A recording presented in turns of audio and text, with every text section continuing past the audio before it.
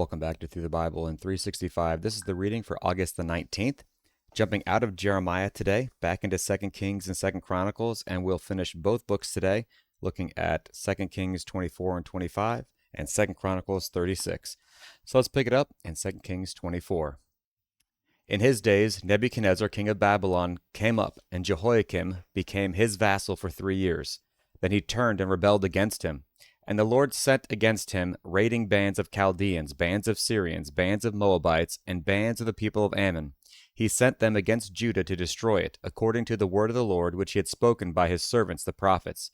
Surely, at the commandment of the Lord, this came upon Judah, to remove them from his sight because of the sins of Manasseh, according to all that he had done, and also because of the innocent blood that he had shed. For he had filled Jerusalem with innocent blood, which the Lord would not pardon. Now the rest of the acts of Jehoiakim, and all that he did, are they not written in the book of the Chronicles of the kings of Judah? So Jehoiakim rested with his fathers. Then Jehoiachin, his son, reigned in his place. And the king of Egypt did not come out of his land any more, for the king of Babylon had taken all that belonged to the king of Egypt, from the brook of Egypt to the river Euphrates. Jehoiachin was 18 years old when he became king, and he reigned in Jerusalem 3 months. His mother's name was Nehushta, the daughter of Elnathan of Jerusalem. And he did evil in the sight of the Lord, according to all that his father had done. At that time the servants of Nebuchadnezzar king of Babylon came up against Jerusalem, and the city was besieged. And Nebuchadnezzar king of Babylon came against the city, as his servants were besieging it. Then Jehoiachin king of Judah, his mother, his servants, his princes, and his officers went out to the king of Babylon. And the king of Babylon, in the 8th year of his reign, took him prisoner. And he carried out from there all the treasures of the house of the Lord, and the treasures of the king's house. And he cut in pieces all the articles of gold which Solomon king of Israel had made in the temple of the Lord, as the Lord had said. Also he carried into captivity all Jerusalem, all the captains and all the mighty men of valor, 10,000 captives, and all the craftsmen and smiths. None remained except the poorest people of the land. And he carried Jehoiachin captive to Babylon. The king's mother, the king's wives, his officers, and the mighty of the land he carried into captivity from Jerusalem to Babylon. All the valiant men, 7,000, and craftsmen and smiths, 1,000, all who were strong and fit for war, these the king of Babylon brought captive to Babylon. Then the king of Babylon made Mattaniah, Jehoiachin's uncle, king in his place, and changed his name to Zedekiah. Zedekiah was 21 years old when he became king, and he reigned 11 years in Jerusalem. His mother's name was Hamutal, the daughter of Jeremiah of Libnah. He also did evil in the sight of the Lord, according to all that Jehoiakim had done. For because of the anger of the Lord, this happened in Jerusalem and Judah, that he finally cast them out from his presence. Then Zedekiah rebelled against the king of Babylon. Chapter 25. Now it came to pass in the 9th year of his reign, in the 10th month, on the 10th day of the month, that Nebuchadnezzar king of Babylon and all his army came against Jerusalem and encamped against it. And they built a siege wall against it all around. So the city was besieged until the 11th year of King Zedekiah. By the 9th day of the 4th month, the famine had become so severe in the city that there was no food for the people of the land. Then the city wall was broken through, and all the men of war fled at night by way of the gate between the 2 walls, which was by the king's garden, even though the Chaldeans were still encamped all around against the city. And the king went by way of the plain. But the army of the Chaldeans pursued the king, and they overtook him in the plains of Jericho. All his army was scattered from him. So they took the king and brought him up to the king of Babylon at Riblah, and they pronounced judgment on him. Then they killed the sons of Zedekiah before his eyes, put out the eyes of Zedekiah, bound him with bronze fetters, and took him to Babylon. And in the 5th month, on the 7th day of the month, which was the 19th year of King Nebuchadnezzar king of Babylon, Nebuzaradan, the captain of the guard, a servant of the king of Babylon, came to Jerusalem.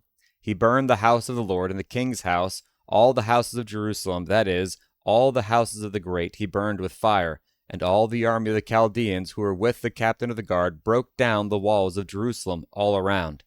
Then Nebuzaradan, the captain of the guard, carried away captive the rest of the people who remained in the city, and the defectors who had deserted to the king of Babylon, with the rest of the multitude. But the captain of the guard left some of the poor of the land as vine dressers and farmers. The bronze pillars that were in the house of the Lord, the carts and the bronze sea that were in the house of the Lord, the Chaldeans broke into pieces, and carried their bronze to Babylon. They also took away the pots, the shovels, the trimmers, the spoons, and all the bronze utensils with which the priests ministered. The fire pans and the basins, the things of solid gold and solid silver, the captain of the guard took away. The 2 pillars, 1 sea, and the carts which Solomon had made for the house of the Lord. The bronze of all these articles was beyond measure. The height of 1 pillar was 18 cubits, and the capital on it was of bronze. The height of the capital was 3 cubits, and the network and the pomegranates all around the capital were all of bronze. The 2nd pillar was the same, with a network. And the captain of the guard took Sariah the chief priest, Zephaniah the 2nd priest, and the 3 doorkeepers. He also took out of the city an officer who had charge of the men of war, 5 men of the king's close associates who were found in the city, the chief recruiting officer of the army, who mustered the people of the land, and 60 men of the people of the land who were found in the city. So Nebuzaradan, captain of the guard, took these and brought them to the king of Babylon at Riblah. Then the king of Babylon struck them and put them to death at Riblah in the land of Hamath. Thus Judah was carried away captive from its own land. Then he made Gedaliah the son of Ahikam, the son of Shaphan, governor of the people who remained in the land of Judah, whom Nebuchadnezzar king of Babylon had left. Now when all the captains of the armies, they and their men, heard that the king of Babylon had made Gedaliah governor, they came to Gedaliah at Mizpah. Ishmael the son of Nethaniah, Johanan the son of Syria, Sariah the son of Tanhumeth the Netophathite, and Jazaniah the son of a Maacathite, they and their men. And Gedaliah took an oath before them and their men, and said to them, Do not be afraid of the servants of the Chaldeans. Dwell in the land and serve the king of Babylon, and it shall be well with you. But it happened in the 7th month that Ishmael the son of Nethaniah, the son of Elishama of the royal family, came with 10 men, and struck and killed Gedaliah, the Jews as well as the Chaldeans who were with him at Mizpah. And all the people, small and great, and the captains of the armies arose and went to Egypt, for they were afraid of the Chaldeans.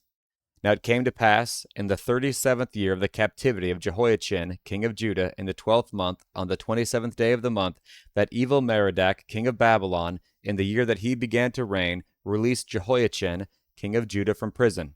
He spoke kindly to him, and gave him a more prominent seat than those of the kings who were with him in Babylon. So Jehoiachin changed from his prison garments, and he ate bread regularly before the king all the days of his life.